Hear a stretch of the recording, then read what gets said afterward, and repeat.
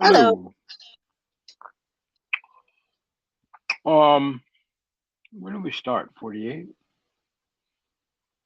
It started with 42. Is the gunfight? Did we do the gunfight yet? We didn't, right? yes, yeah, We did do it. that yes, the gun site, the when they got Dana and Sue. All right, And we're at the. We started with Trash Can. Got it. How are you? Good. How are you? I adopted a 50-pound baby. She looked very happy in the car. Oh, she loves car rides. We had to have a talk yesterday because I had explained to her that the window has to be closed every now and then. She was not a fan of that situation. But she's out at Petco or PetSmart or one of them getting her nails done and her hair brushed and all that, shampooed and all that. Yeah. 2 weeks since she got a spa day, geez.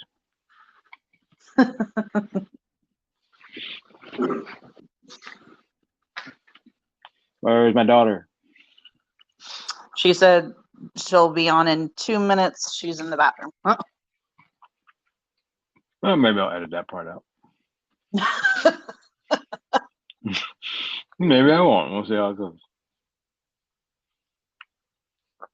I realized somewhere around Thursday that I was fucking way behind, and I haven't read shit this time. Normally so you're I did. prepared. Well, I didn't. I was, yeah, and I did it a little bit on purpose because I was so far ahead. I forget everything I goddamn read by the time we get to the podcast, and I'm like, wait, what? And I forget what we're talking about. So That's fair. I wanted to. So the first week I purposely didn't read the damn thing, so I would do it this week. Then it was like Thursday, and I still had about 150 pages to go. Like, oh, oops. Yeah. Well, I literally just finished reading the section, so I get it. Yeah, but it's all fresh now, so True. Yeah, I went to the gym this morning and did the elliptical or whatever till it was done. It took me about an hour and 32 minutes, I think it was. So for 150 pages, that's pretty good. Well, no, I did half yesterday. That was for half. Ah, got it. And I turn the audiobook on, and while I'm reading it, but I always read faster than the audiobook, so I end up going turning the pages before they're ready. Yeah. I'm pretty sure most audiobooks you can listen to at double speed or 1.5. You can. Yeah, I think. Let me see. I think I listened to it at 1.2. Mm-hmm. And then any faster than that, and it just starts to sound weird and stupid and Mickey Mousey almost. Yeah. So if I was in a mad hurry, I guess I could do it that way. Most audiobooks read too slowly for me, so I have to speed them up. I'm like, okay, get to the point. Yeah. Well, that's so when I read along while they're while the audiobook's going, I forget Whisper Sync or something Kindle calls it. It's too slow. Because if I'm reading it, I'm going faster than they're telling me. So they end up a page or two behind me. But when my brain wanders off, they keep the thread going too, and I can come back to it. True. That's what always happens on audiobooks. I they'll say something that reminds me of something else, and then I make 4 or 5 connections, and I'm off Hello. on a different tangent in my brain. What's up? Oh, not much. Sorry to interrupt. No, you're good. Yeah. Just talking about audiobooks and how they're too damn slow, and I can't make it faster because then it gets weird. Oh, trust me, I have the same problem. I went back and forth all day on Friday when I was reading because I'm like, I want the audiobook because sometimes I don't want to just stare at the page, but then I read, it's like so slow. So I'm like, all right, let me do 2 times speed. And I'm like, no, wait, that's too fast. So then I go to read, but I'm reading 2 times faster than I'm hearing. And I'm like, I don't understand that.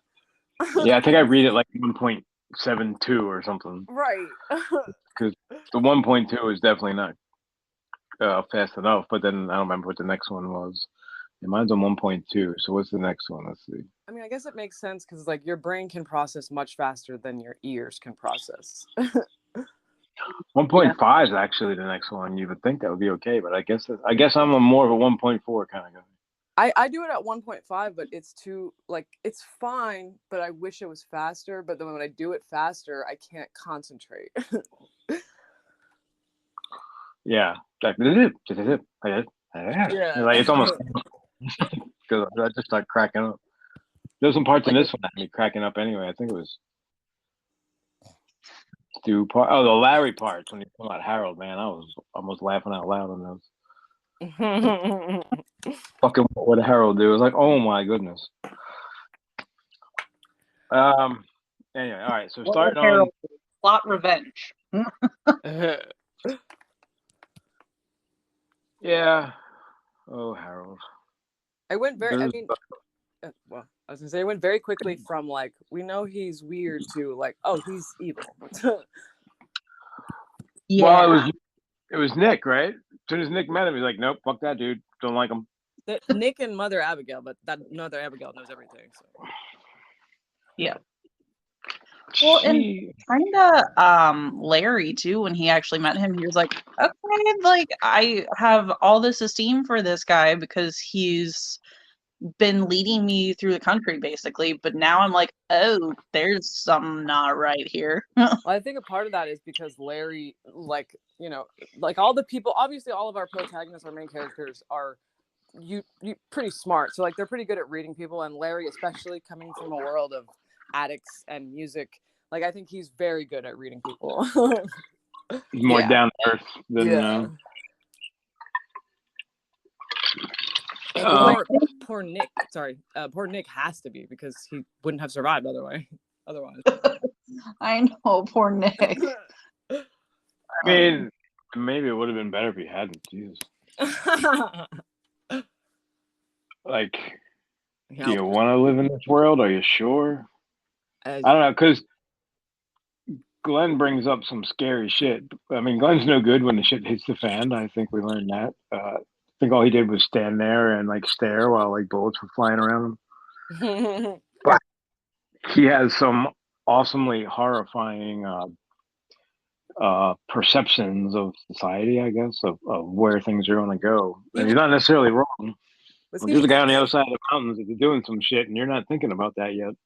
Was he? He was a professor, right, of sociology? Yeah. Yes, is that what he was? I know they called him that, or he knows it, but I don't remember what his actual. Yeah, no, I'm pretty sure he's a professor. Yeah, you just get that vibe from him for sure. So it's like he knows, he has all the knowledge. So yeah.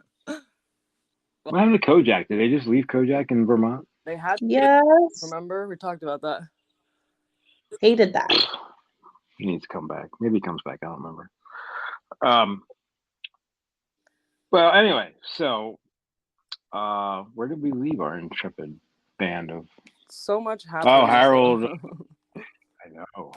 And like I was telling Allie, like I didn't read anything last week, and I started this week, and then so I would not be so far ahead that I forgot everything.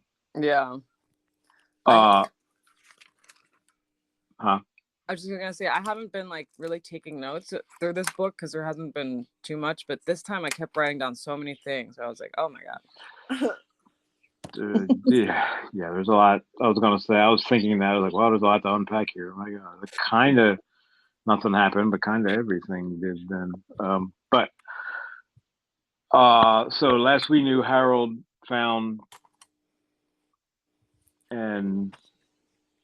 No, last we knew, Harold saw Frannie and Stu, right? Well, he found the diary and then he saw them. And also, wait, did he find the diary yet, or does this happen he here? went looking for it in her tent. Right, but that's in the part we just read, right? Not the part before. No, that was previously, not in the part we just read. Oh, was it? Oh, okay. No, I thought it was in the section we did because he. Was it? I don't. No, it's before. It's I got the it. very end of chapter 47, which is where we started. Right. Yeah, we started on 48, and it's the end of 47. So the last thing he does is puts the diary back in her pack. Okay, yeah. And like I've been saying the whole time, why the fuck would you do that? Because of that. But anyway. Well, and also I Franny. love how he finds her diary, he reads it, and he's like, "Oh, I should keep a journal myself." I'm like, "You what? How is that a good idea? So somebody else can find it?" You know, yeah, of all the takes from reading her diary, that was not what I expected. You know, I'm gonna kill Franny. I hope her and Stu rot in hell and die. You know, maybe I'll keep a journal. That's a good idea. Yeah, he was like, "Oh, I should write all this down." Yeah. Why? What? Who knows what Harold thinks? Because apparently he's a spewing font of rage, and it never stops. That's what I mean. It went very quickly from like he's a creep and he's uneasy to like no, he's writing a manifesto and he wants to kill everyone. Yeah. As soon as someone said, "What was it like, Mein Kampf or something?" Franny was like, "I better check my diary." He's like, "Oh yeah, the one where you shouldn't have written any names in and all that." A lot of that. And then even when she goes back and reads it, she's like, "Oh my god, why did I say all that shit about Harold?" Right. Yeah. I'm like, "I don't know, stupid. Why did you?" It is a little convenient. I mean, I think it's obviously just storytelling that she happens to think of that at that time, because I don't think that would really happen unless maybe she noticed Harold has been acting different and maybe that's why she started getting suspicious. Well, I think it was both. I mean, obviously it's a plot device and he needed her to realize, just like the swirly, chocolatey fingerprint on the page where she was admitting she and Stu had finally hooked up. Yeah. But I mean, sometimes you make connections in your head and you're like, oh, that's probably what happened. Like, I agree. And also, like, I mean, she noticed that he has been weird. So maybe that too. And talking, yeah, and everything. yeah. Wasn't he always weird? Everyone has noticed he's been weird. Well, she said, so she was like, he was weird and then he was getting better and then he was weird again. She was like people are noticing that he's isolating. But now he's like, yeah, now he's dangerously weird as opposed to just Amy's little brother weird. Right. Yeah. And yeah, because she told Larry she's kind of afraid of him, I think. I also love how they're using Leo/Joe as the barometer, like he's an animal, like a cat. And I was like, well, if he doesn't like you, then I don't like you. I was like, what does he know? He's a little kid. I know, like he's his dog or something. Right. Like, I don't like anybody my Joe doesn't like. I like him better as Joe than Leo. I gotta say, I don't like this Leo Rockway. It sounds very New Yorky. Leo Rockway. I don't really care. I'm like, well, what if he wants to be called Leo? Then he should be called Leo because that's his name. Yeah. Well, I mean, yeah, that's true. Call him whatever the hell he wants at this point. Nadine, Anyway, the one who said Joe. So. Well, he wasn't exactly giving up the goods until he met Mother Abigail, right? Which is kind of hilarious. She's like, he doesn't talk, and he's like, no, my name is Leo, actually. And it's like, okay. Yeah, I mean, like a paragraph. Like, oh, who's this? So he's not gonna go feral. Yeah, and I like how he went from, how long's it been? I don't know, a month or two, and he went from trying to kill Larry to like now, it's his surrogate father. Stephen King is really leaning into this, like, this kid can just read people because he's like a kid of the land or something. Yeah, like like a Native American or something. Like he knows all the I don't even the ritual. I don't even necessarily mean like that. I just mean like he was raised by the woods, so he knows how to which doesn't make sense because can wild animals read people? I don't know. They can run from people before the people know they're there. I noticed Trashcan Man was wearing a faded blue J.C. Penney work shirt. It was not chambray for some reason. Oh man, Trashcan Man. I was waiting for this part. Oh, I know. I was happy. I was like, oh, I like Trashcan Man. I have to say, in my memory, the whole scene with, the whole part with the kid and his death was a lot longer. Like, it was much more gruesome, and I was like, oh, that was really fast, actually. Yeah, I thought we went back to the kid at some point for the actual end, and well, no spoilers, but we see the aftermath. Let me just put it that way. Yeah, right. I don't remember the Oh, you do circumstances. later. Well, yeah, because I was really confused about that because when Trash actually got to Vegas and he was eating for the first time in like days, probably, he was like he would have been fine if he hadn't looked down and the tomato soup looked like blood and made him think of what happened to the kid. But then there's no blood when you leave the kid. So I'm like, what the hell? I didn't even think Like, about that. obviously there's something that's being repressed here that we're not seeing. That's a good point, But actually. I assumed he was thinking of the wolves and the end of the kid. But he doesn't actually see blood, so I understand Allie's point. It's like, what's the trigger there? But it's not that important. I don't. Maybe his asshole was bleeding. I don't fucking know. Oh well, maybe. Well, I mean, when you put a gun in there, it's not supposed to fit something that big. Yeah, and it's not. Yeah, and it's not very forgiving. So Allie, in the cut or this is the uncut version. So in the first version, all of the kid was cut out. Yep, there's no kid. Was Trashcan Man cut out too? No. Well, no. He was not. He just shows up in Vegas without the memory of the kid. Yeah. Basically. Okay. Because for some reason, when I was reading the introduction to this, it made it sound like Trashcan Man wasn't in it at all. But I'm like, how is that possible? Because he seems like kind of a big part of Flag's army. Yeah. My life for you. I haven't read the other version, but I'm like, there's no way that would change the whole plot if he wasn't in it. I mean, I read it. Fuck if I remember it, because as soon as the uncut one came out, I never read the other one again. There was no reason. I mean, there are times, mostly during Mother Abigail memories, where I'm like, okay, I could kind of live without this. Like, let's get through this and move on. Yeah. But there's no way I'm reading. And he said he cut over 400 pages, so I don't know. I mean, I'm sure I can look it up, but I don't know exactly. I know the kid was cut out, but I don't know the specifics on what else was cut out. But I don't. As many times as I've read it, I don't really want it to be much shorter. I don't want the edited version. I mean, I know it's a little different because we do it in this like stretched out version, but it took like when we finished reading, I was like, oh, we're like more than halfway done, I think. Yeah, definitely. We're in the 800. There's like 5. There's like basically a novel left. Yeah, I mean, in my book, we were almost at page 900, and it doesn't feel like that at all. Really? Yeah. Well, mine, I'm on the Kindle, but it's like 825 on the Kindle. But yeah, again, that's like what you could call that 2 books or 6 if it's Patterson. My pages are way off from yours. I'm at 716. Yours does say uncut, right? Yeah, I have the uncut. It's like it's a little bit of a bigger book with small print, so I guess fewer pages. Is it like a big paperback as opposed to a normal one? Yeah. Yeah. I have a regular size paper book that's about 3 inches thick. Oh, right. You can't even fold them damn things like in half to read them. No. The glue breaks apart. Yeah, the stand was. I wonder if the first guy that made that in paperback was like, "Are you kidding me? Who the fuck is going to be able to read this?"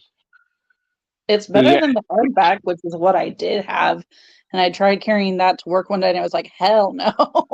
This is heavy. Well, it holds together better, but as far as transportation, you might. Yeah, I have the hardback for at home, but mostly I run around with the Kindle and the audiobook. It's much lighter in my pocket. But yeah, so yeah, like you said, so anyway, between 750, 900 pages, it still doesn't feel like it's been that long. Like I'm still kind of getting to know everybody, and we're goddamn 800 pages in. Like there's things I know about people that haven't even like we barely know Nick. We met him and then moved on, and kind of really haven't gone back to him since he was in Shoujo, right? I mean, we can talk. Kinda, yeah. Oh, I mean, once he met Tom, I guess. Once him and Tom got on the road, like once that whole like scene ended, we were just like now they're like running the show in Boulder. I don't know anything else about them, but I like Nick and I know things about Nick, but I don't feel like any of that's happened yet. And we're like 900 pages in. I just remember liking him, and there's nothing else to. There's no more to it, I guess. I don't remember. I mean, I don't. Well, never mind. I don't want to say anything. I'm like, I don't remember too much more. I mean, yeah, never mind. I'm just not gonna say anything. Yeah. Yeah, I like I know. Nick I know too. where you're going. And I agree. But I have the same feeling of like I just love Nick. Like so, but I don't know that anything more happens to make that solidify. I think it's just Nick. There's no more Yeah. character building. It's just Nick. I'm not saying that. I don't remember either. Well, I can Yeah, tell you, not knowing anything further from this point, I still very much like Nick, and I think it's just an essence of like, I mean, how you just automatically like Mother Abigail because she is this force of good that everyone's dreaming about. I feel like Nick kind of has the same vibe. Like, he's had a shit life thrust upon him, and he still has a damn good attitude. Right. He's not. There's and nothing. he's taking charge. He's not just sitting back. He's taking charge of everything. Like Yeah. everyone's like deferring to Nick. Can barely interact with the world around him. And he's not even ambiguous at all, like Larry, where it's like, yeah, he ain't no nice guy. It's like Nick is a Yeah. good guy. Well, like, I like Larry now, but I kind of hated him when we first met him. Oh, I remember because we said that in one of the podcasts. Yep. Who, Larry? Yeah, I remember Allie said that, and then you said like, "What? I love Larry." And I was like, "Well, he does change." I just listened. Yeah, I just did the editing for that from the last time, and yeah, because I think I said I like Apocalypse Larry much better than regular World Larry or something like that. Oh yeah, 100%. Yeah, it's almost the best thing that ever happened to him, even though he just had a hit record before the world ended. And even I feel like we haven't been. Have we been with Larry in a while? These chapters are just so long. Maybe it just seems like everybody's been forever until you get back to him. Yeah, I mean, we see a good bit of him in this section, I think. Oh, do we? I Nadine. I mean, I know he shows up at Harold. Keeping up pretty regularly with most of them. Yeah. Anyway, let's go back to one of my favorites, Trashcan Man. The way the guy says, "Were you audiobooking, Amber?" Yeah, you're gonna say Cibola? Yep. It's exactly What? Yep. Yeah. Nope. He's like, yeah, what does he say? Cibola or some fucking shit. I'm like, no, it's Cibola. That's how he says it. Cibola. Like, That would drive me insane. It's actually, it's Cibola. It's Cibola is how he said it. He's like, Cibola. And then when he emphasizes it, it's like, Cibola. Like, the guy in the audiobook is like, Ciabola. I'm like, what the fuck are you even saying?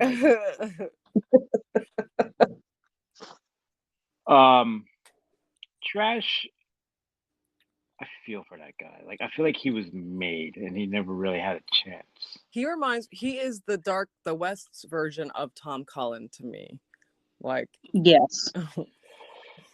He seems so much more on a well, like powder keg of dynamite, for lack of a better metaphor, even though he's yeah, but like but so would Tom Cullen if he was on that side. It's like he's kind of almost innocent and just wants to serve and wants to belong. Like when it was so heartbreaking when he finally gets there and he, like, for the first time in his life, he feels accepted and he's like, these are good people. And I'm like, well, of course you would think that because you've been ridiculed all your life. and it's like that's how criminals are made, right? They're finally accepted somewhere. They didn't get anything from family or whatever, or school, or the first place, you know, they all say that the first place they felt accepted was like in the gang the street gang that they joined. Like it So yeah, doesn't surprise me at all. That's what I mean. Like he's more of just like a weapon. oh, it's so heartbreaking because like who was it? Hack. Hank, I think. I keep confusing him with fucking Hacks the Cook. I know. I was having parallels. Yeah, like couldn't you name him something else? God damn it. Oh, from Gunslinger? Yeah. Yeah. Yeah. Well, the kid gave me major Gunslinger vibes too. Oh, in a creepy doll way. What I thought, I wrote that down because I was like, he's dressed like a gunslinger. He talks like he's skilled like a gunslinger, but it's all bullshit. He's got none of that. Like, yeah. He just took advantage of the situation and found some guns at the fucking hardware store, sporting goods store, or whatever. Yeah. I feel like. You believe that, Happy Crappy? Trash is so funny. When he's like, you believe that, Happy Crappy? You're getting eaten by the wolves, huh? Don't tell me, I'll tell you. Yeah, I feel like this though, like that specific part kind of is like the Dark Tower is Roland and the White, and that's the good tale, and then this is Roland pulled into Flag's world in post-apocalyptic United States, and he's just fucking with him. Who? Wait, how did Roland get there? She's saying as the kid in this universe, yeah. I definitely they were. I don't think that's Roland because, like I said, the kid has no actual grit he has no like training or skills or whatever of a gunslinger. It's just he likes to bullshit and pretend. He probably like picked it all up in the post-apocalyptic world. That's why he needs confirmation everything he says. Exactly. Like, you believe me, right? Like, don't tell me, I'll tell you. Believe that, Happy Crappy? That's so Stephen King-y, like the way that his little character euphemisms. And he's gonna, and don't forget they, Roland and his little band of married travelers do go to the stand world when they're, when they get off of Blaine and they're on the interstate while they're walking to the, while they do the Wizard and Glass flashback, while they're walking to the Magic Castle, they're in. I think that's the same world though. Well, the newspapers were talking about Captain Trips. Yeah, but nobody survived that version, or like there's nothing left of that version. Well, not where they were. That's what I mean. That's probably not the same Captain Trips. Like there's multiple ones then. Maybe. I'm just saying there's not a lot of people left in the world. So if there's nobody in that part they were in, that wouldn't also. They're all in Boulder or fucking Vegas as far as we know. Does that count for like the people in England and like Singapore? Did they go to Boulder and Vegas? No, it's only America. Yeah, like do you travel across the water, or do they have different bases over there? They might have different factions, their own version of Flag and Mother Abigail. This flag is so not Walter. I like this flag, but he's not Walter. I don't know why the fuck he made him Walter. Anyway, Cibola. So he, I guess, underestimated his fuses and almost blew his own head off. I mean, but did it say he was on top of the tank when the other one blew? Did I read that right? I think so. So I can picture that. So it's these big oil tanks in there. We've all seen them when they have the stairs going up the side. So that's what I'm picturing. So it goes up the side to the stairs, and he's standing on top of it, and he drops something in, and then it goes, "Oh shit! It blew up too fast." And he's like, or the one next to him blew up because he climbed up all these stairs and dropped something in all these things. Well, he was setting a timing device, so I didn't think that he put it actually like in. It read to me like he was trailing something from like the info pipe or whatever that was. The timer was eventually going to go off, and then that trail would go up and it would go, but he would have time to get down but the timing device went off early, so whatever residue was in there set him on fire, but it wasn't the full canister. Yeah. So Trash is smart enough to set timers on devices in the apocalypse, huh? Well, Yep. Where did he get these? Or did he pick them up at the hardware store? Well, that was one ambitious plan. He basically blew up Gary, Indiana, right? Yeah. Larry takes a whole detour around it and meets the judge because that was kind of an Easter egg right there. He's like, "Oh yeah, there was a big fire in Gary, Indiana, so we detoured around." Like, "Oh yeah, that's because Trash was blowing the place to smithereens." I mean, the guy likes fire, no doubt. He's come a long way from old lady Simple's pension check. But I mean, he was made, yeah, and that's what I was going to say. When I think it's the cook that shakes his hand, he's like, he feels so happy and such gratitude because no one has ever treated him as an equal before, and just wanted to shake his hand and know him for who he is. I'm like, oh, geez, like Lloyd's just kind of a dumbass, and he kind of deserves wherever his thing goes because kind of he deserves it all. Okay, yes, Lloyd made the wrong choices. Trash really never had a choice to make. He's kind of like Jake. That was my point. Yeah. That's why he's kind of like Tom Cullen. It's just like they want to help the people that are helping them. They want to be accepted. Like, yeah, right. In the end, and that's what we all want, just to love and be loved or whatever. Even if the people, so he's going to defend, Flag to the end because he's the first one that's ever. I mean, even though he's also clearly winding him up like a damn missile or something, I don't know what he's. I will set you to burn. I'm like, the whole thing with the wolves was. I mean, and I think the narrator or someone even says that, like, maybe, Flag sent the kid to him in the first place to make him think that he saved his life, but who knows? Yeah, he said. I just read that. I think I read that this morning. He said, Flag sent the wolves to save him from the kid, but the fact that he sent the kid in the first place never crossed his mind or something. Mm-hmm. Because I remember thinking, and that's the fucking problem with religion. Like, God saved me from that plane crash. Well, God put you in the plane crash in the first place. Also, yeah, because he came up to that tunnel the first time.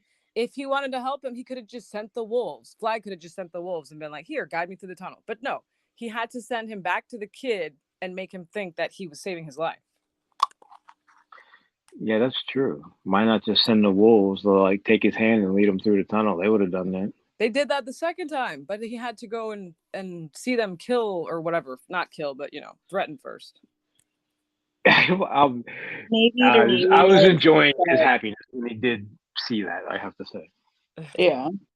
Well, the image of a wolf just being like, hi, you're my friend, I'm gonna lead you, just made me so happy, even though it was Flag. But I agree though, and like, like, again, Trashcan Man is not a bad guy. I'm not wanting him to have harm, like, necessarily. It's just, he's a bad guy, but you can see that he's gonna do bad things because he has a hobby that is. I just say I feel bad for him. It's like someone in a cult. Well, again, like religion. Just kidding. Yeah, he's being brainwashed without a doubt. The whole book is religious. I will say I love the part that was like my favorite section when he goes into it right after that, and like he has the quote about like the beauty of religious mania is that it has the power to explain everything. Yeah. Tell me how you really feel. Yeah. Trash is such a tragedy. That's why I like him. And he's all in. Man, that guy loves everyone, or what? Not everyone, but when that guy loves, he loves 100%. Trashcan. My life for you. Yeah. He's like everyone that fucking says hi to him. He's like, my life for you. I'm like, okay, slow down a little bit. Also, real quick, I'm sorry, I was looking at my notes. Can we talk about how like the West is the bad side, but you're gonna get killed because you do drugs? Like, you think people on the good side aren't doing drugs? Oh, I guess that's not the point. It's free rule, but I was like, that's Any utilitarian society like that, or like I'm thinking of the Nazis dictatorship. specifically. Yeah, that's a good word. Any militaristic like society where they run with an iron fist and you can't control people on drugs. Most of them will not even let alcohol in, and drugs are a no. You can't do it. It's a Just good another reason they suck. I didn't think of it. You're right. I never really thought of it as like a dictatorship. I more thought of it as like pirates, where it's like we're bad and we just are bad together, and there's a code of law between us.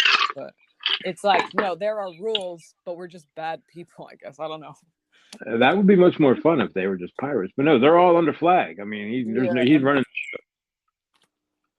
So the way to rule with an iron fist is to absolute 100% obedience. So. I mean, considering I know it's gonna happen, but I kind of wasn't even thinking about that. But yeah, with that thought in mind, like they for sure need to get their shit together on the other side, because it's like these guys are like pretty much ready to fight.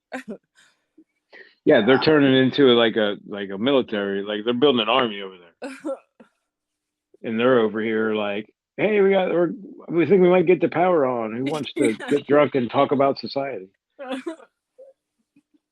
Like Glenn can talk. Glenn says some terrifying shit, but he doesn't seem to have a whole lot of plans for.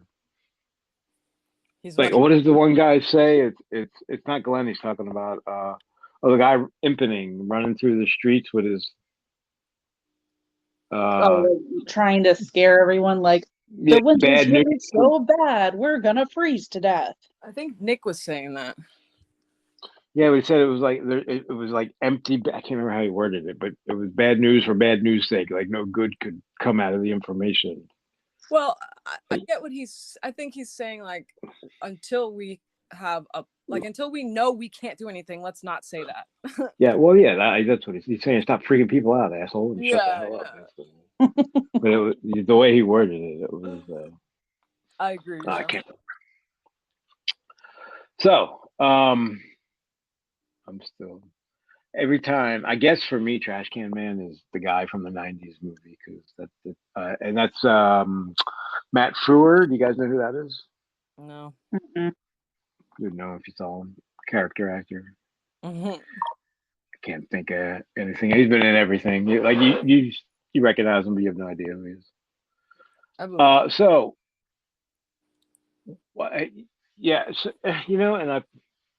everyone that's going to Vegas has to pass through Colorado on the way, right? So they're all passing the one camp to get to the other camp. I don't think you have to pass through. Oh wait, I always forget geography. Never mind. And you can get there without it, but if you're going in a straight line, I think you're going to be close. I always, for some reason, But wait, isn't that so? Colorado's also in the West. Then why do they keep saying it like it's not? Because it's because of the Rocky Mountains.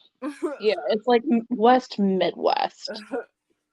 So I think matter of fact, the Rockies go straight through Colorado, because that's where like Vail and Aspen and all that's Rocky Mountains. So like on one side so Vegas is on the other side of the mountains and Boulder's on the east side, I guess. According to this, I have no idea, but it just feels according to the geography, it is. It's a lot closer than I was thinking in my head. Yeah, it's still the West, though. You're right. Like when they say they're out west, like, well, you're out west too, stupid.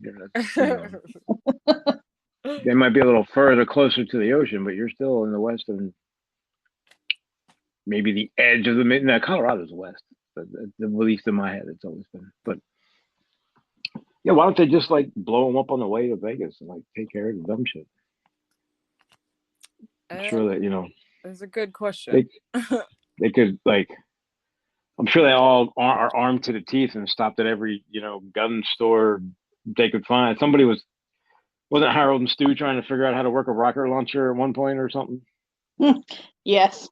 I think a couple of them point them at Boulder on the way to Vegas, and you'd be like, yeah, I took care of that shit. You don't got to worry about that anymore. Maybe Flag doesn't want, because like you have people like the kid where it's like they're going to do their own thing either way. So maybe he's like, I don't want to take the risk of letting them handle it. Like, let me get them here under my control, and I know that I can take care of it.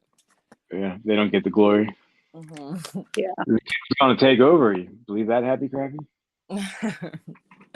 MOON spells flag. MOON spells wolves.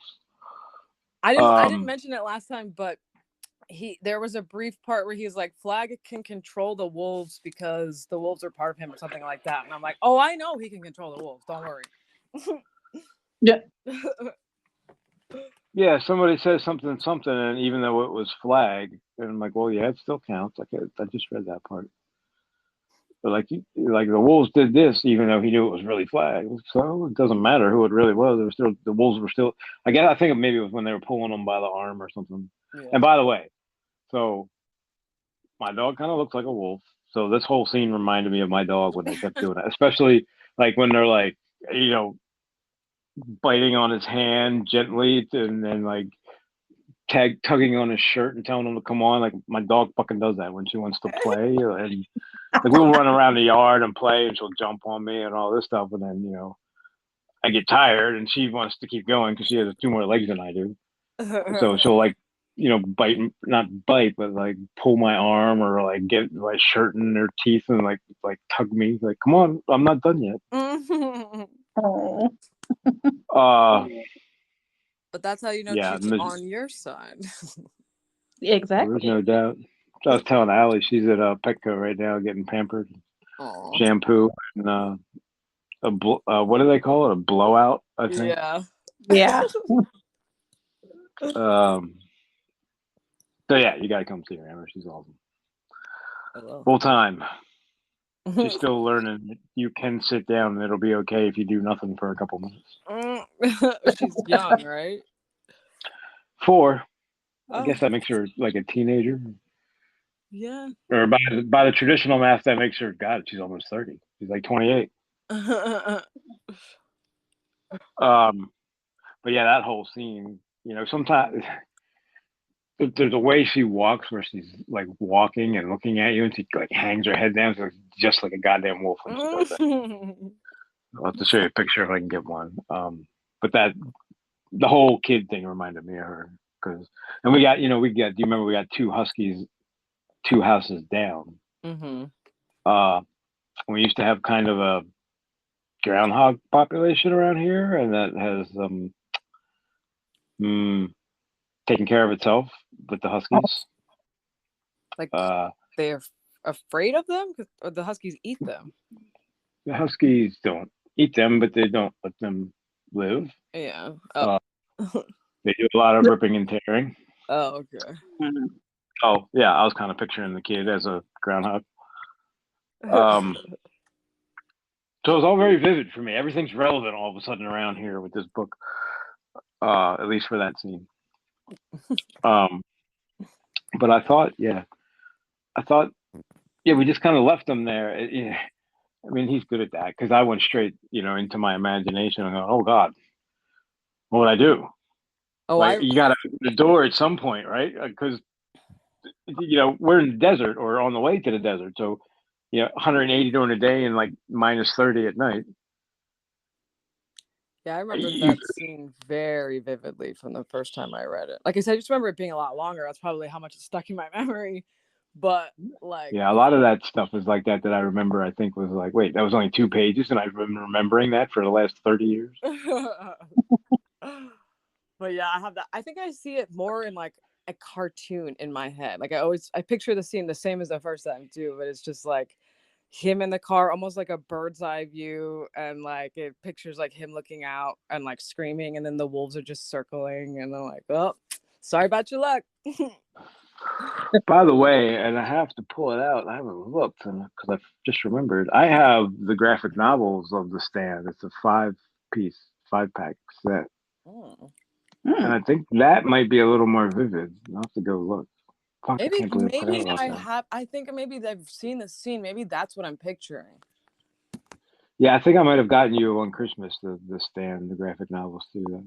Yeah. I think that first Christmas after you read The Tower, we were you got a lot of graphic novels. I love them. I have them all. Yeah, I have to finish Tower novels because I haven't gotten to Jericho Hill yet. I got sidetracked by the stand. Still haven't made I it found some of through. the graphic novels for the tower at McKay's finally, and I was like, yes, you're coming home. Yeah. Oh, I have looked there for years. They almost never have them. Yeah, so grab them when you see them. Yes. I just went and bought the stupid omnibuses. Is that how you say that? Omnibuses. There's 2 of them, and I think that has all of them. So I just fucking bought them and made it easy. Yeah, I was looking for like a set online, and everything was just so expensive. So I got paid $100 each, which wasn't great, but it wasn't horrible. Because each one is 5 or 6 of them, I think. And they just kind of stop. They go up to a drawing of the 3, and then they just don't care anymore. So it starts.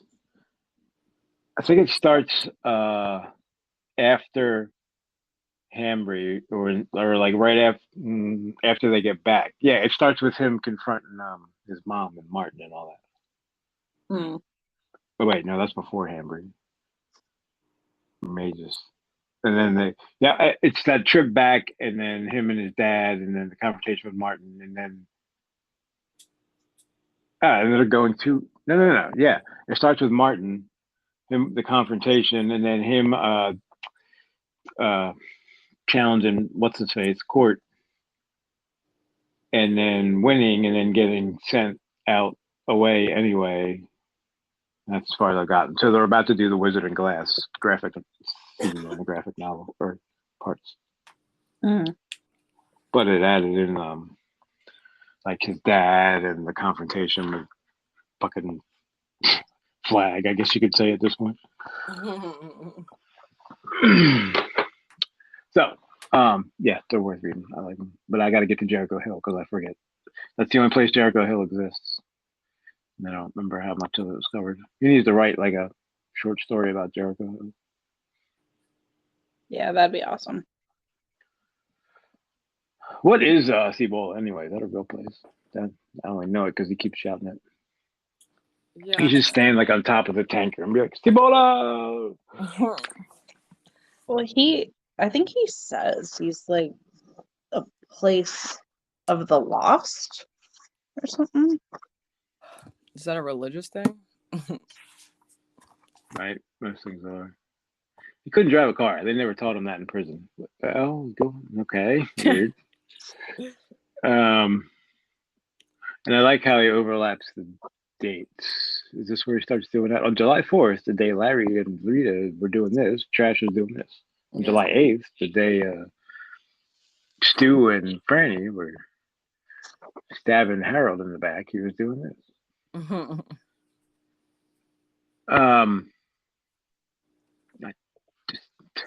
This new, on July 8th, the day Nick and Tom saw a buffalo grazing in Comanche County, Kansas. And I was like, oh, okay. We don't have any other journey. They just kind of show up. Trashcan Man crosses Mississippi at the Quad Cities of Davenport, Rock Island, Bettendorf, and Moline. It's beyond my geographical knowledge ever. Never heard of the Quad Cities, so sorry to anyone who's from there. Yeah, I'm trying to get to the end of the trash. He shows up in Vegas. Yeah, we kind of already covered that.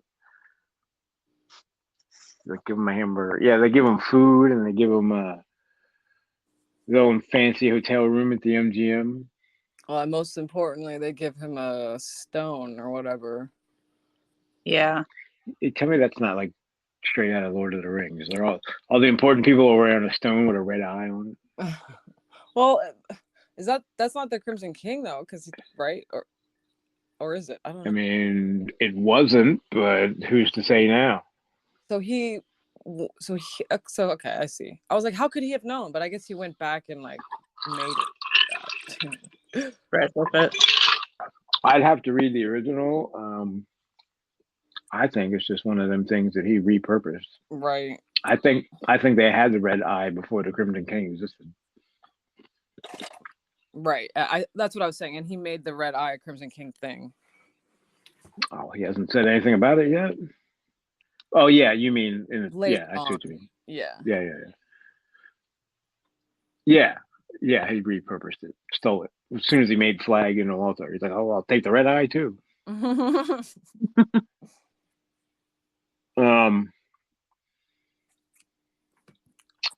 Yeah, that's kind of where we. Oh wait, I know. And then they kill Heck. Is that his name? Hank, I thought, or Hank. I mean, Hacks. God damn it. Hex. They should just gave him the same name. I know. Yeah, I'm very disappointed that he had to crawl back. Well, I guess I can see how the kid got cut out because even though he's an awesome, horrible person as a character, he doesn't really enhance the story a whole lot necessarily. Oh, you're right. It's Hex. Yeah. HECK. It is Heck. Yeah. So other than to feel worse for Trashcan Man, I guess, because I already felt pretty bad for that guy, but yeah, I think it's just add like to his character. Yeah, like you said, he is a lot like Tom because all he really knows is everybody left him. Yeah. Who? Well, I guess we should. Haven't really heard much, and then all of a sudden, Trash was standing in front of Lloyd. I was like, oh, hey, Lloyd. He's like running the show out there in Vegas, apparently. Yeah, which I don't really feel like he could do that. He's not that competent. But what? I think if he's been given directions, he can. Just like with Poke. Like Poke was the one that was technically running the show, and he was just following orders. That's true. Yeah, I think Lloyd's a good soldier as long as he has the directions. He knows what to do when told, but don't ask him to, think for himself or take responsibility for those actions. Hey, that was a world ago. I mean, I'm kind of wondering about Flag's decision making at this point. Or is he he doesn't have much choice? But like so Lloyd's running the show. Clearly, like you said, I don't know if Lloyd's the best option, like to be at the top of that pyramid. Maybe somewhere in the middle. Lloyd would be like a good assassin. Like, go kill that guy and come back. Well, maybe he's not like the decision maker. Yeah. I don't think he's really making a lot of decisions, though. I mean, I think he's more enforcing. Well, yeah, I guess that's true. He's top level enforcer, head of security. Yeah. But that being said, okay, and he's clearly got plans for Trashcan Man. I will set you to burn. Like, I like Trash, but not sure he's reliable. So I don't know what his plans are necessarily, but I'm a little trepidous. Is that a word? Trepidatious. Yes, I don't know. How do you say? What's the present of trepidation, or the verb, or wait, whatever the hell I'm trying to say. I don't trust him. I don't know why Flag thinks he can. You don't trust Flag? You don't say. No, Trash. I like Trash. I don't trust Trash. He feels like a guy who like, ooh, what's that shiny thing? I wonder if it'll blow up. Ooh, what's that over there? What happens if I stick a lighter on it? Like he'll. And what was the point of him going to the execution? Why did he have to be there? Because they wanted to make sure his loyalty. Right. Because everybody had to be there to see. Yeah, that's why Lloyd didn't really want to be there, but he's like, you got it. Once you put this on, you got it. That's just what it's going to be like. Yeah, I like how he puts it on, or right before he puts it on, he's like the last vestiges of Donald Merwin Herbert, like crawled over in its grave or something. Yeah. Okay, like I said, these chapters are fucking long. I think we said all we need to about the kid. He's just an awful person. First time I read that, I was like, oh, oh, whoa, this has got real bad real fast. Yeah. Like I thought it was just like, not a nice guy. He's evil. Holy shit. But tried to fuck with the big guy. Yeah, I don't know what he was thinking. I guess he's just really an idiot. I'm like, you okay, whatever. I don't even need to explain that. I'm like, you know that he is evil, but I guess you don't really know. You don't. Well, yeah. On the one hand, he doesn't think he's any more evil than he is, but you're also dreaming about him, so maybe you should be a little more careful here. There's something going on that you clearly. I mean, I could also see him being the type to think that dreams don't mean anything, and real. I mean, I'm not even saying in our life that they're that significant, but like he's certainly not going to be like, oh, that guy, who cares? That's a nightmare. Or he's going to be like that is what I meant. Sorry. But Yeah. Sorry, I'm kind of like going against my own point here. It's just like he is clearly going there for a reason, but maybe it's just because he has nowhere else to go. And like he says, he wants to take over once he gets there. So maybe he has no clue how Evil Flag really is. Yeah, in that case, why go at all? And I thought, like Nick's, like all these people will leave. Like, well, why are they going there? I mean, okay, so they followed some dream of some old lady. Okay, we're here now. What? Like, what's to stop me from saying, well, fuck, that was cool. I wonder what's in Wisconsin or fucking Texas. Like, why do I need to stay here? What's holding me here? You don't want to be alone. Other people. Just society. Like, if everyone else has decided they want society to be in Boulder and you want to be with other people, then you're gonna stay where the people are. I'm gonna stay where the power's at. I want to be where the people are. I want to be where the hot showers and the fucking TV is.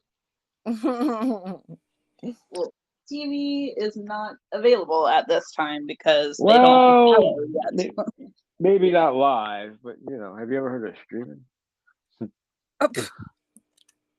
Just turn the servers back on and don't charge anybody anything. Well, they didn't have streaming in the 90s. True. Or the 70s for that matter. Well, they did have DVDs in the 90s. Everybody, I gave mine to Sean. I had a giant ass DVD book. Oh, I heard you. Still have it? Yeah, I do. I just pulled Boogeyman out of it for our next visit. Oh, see? So nice. Or very nice. Wait, which one is it? I always forget. So nice or very nice? What? Boogeyman. What does it say? I don't remember. I think it's So Nice. In which version? Well, no, that book was written in the 70s, so there's no spoilers for The that. 50 short years story? qualified. Yeah. He said I don't remember, yeah. Have you read it, Allie? Mm-mm. It's like a 12-page short story. Who cares about spoilers? I think it's 9 pages. I think even shorter than that. He's talking to the shrink on the couch, and the shrink, the boogeyman. And at the end, he kept the whole story is about whether he's losing his mind or there really is a boogeyman. Every time the boogeyman like takes one of his kids, it says like "so nice," and then the story ends, and he's telling the shrink, and all the shrink says is like "so nice," like the same thing the boogeyman says. Oh, God. I can't remember if it's like very nice or so nice. So yeah, his shrink is the boogeyman. I can't remember which one it was, but yeah. Is that a King's short story? Yeah, it's Night Shift. And there's a movie from there's one that just came out last year, right? That we went and saw. Very new, yeah. That's pretty much all 9 pages spread out over an hour and a half. It's just like the story, matter of fact. They actually did a really good job. I was impressed by that. Yeah. And then there's the 2005 Boogeyman, which I think has nothing to do with it at all, but it's still one of our favorite movies. So we'll watch that next time. I agree, that one. I mean, I watched that at such a young age. Like, that's what I think of when I think of the Boogeyman. Yeah, the thing in the closet. What? I'm trying to remember if I've seen the 2000s one. It's the one with what's her name from Bones? I do not. I can't remember her name. The main guy in Bones? No, the woman. Oh, she's Oh my god. Zoe Deschanel's sister. Emily? Yeah, Emily Deschanel. Emily. Yeah. I'd have to look it up. There's like a scene. I don't remember a woman in that movie. Oh yeah. She's the like neighbor that he knew when he was a kid when he goes back home. And they're like, I can't really, I don't want to say too much more than that. It's been so long since I've seen it, I just don't remember. She's in the hotel room, maybe. There's a scene with the bathtub. There's a scene with birds attacking the windshield. Okay. Yeah. Yes. Yeah. Okay. I do kind of remember that. And he's like, he's so we need to have a watch party. That his house in the city has like just a grid of lights that he keeps on at all times. I think so. I don't remember. I don't remember actually like past a certain point. I think you're thinking of something else. See, that's what I'm trying to figure out. But I do remember that when he's going back to the house, there's like 2 crows that attack his windshield. Yeah. I don't. Well, what did I just watch? And they were like, finally, we're out of this fucking town. And then 2 crows attack the windshield and they can't leave and they have to turn back. Some horror movie. Like, they were like, fuck this town. And they never get out. It might have been a boogeyman. Actually, I think I watched that with you. But yeah, what was that? It might have been like one of them remakes of something. I don't remember.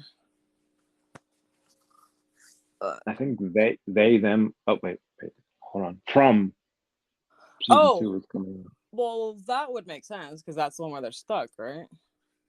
Yeah, but I don't think it was that. Oh, okay.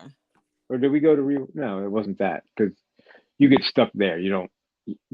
Can't leave. Well, yeah, they just grew up in that town, so they weren't stuck. They were just like, fuck this town, we're out of here. And then like the birds cause a chain of events where they end up not being able to leave because then they go back and then something happens and then something happens and then they're stuck there after all. Not like literally stuck there.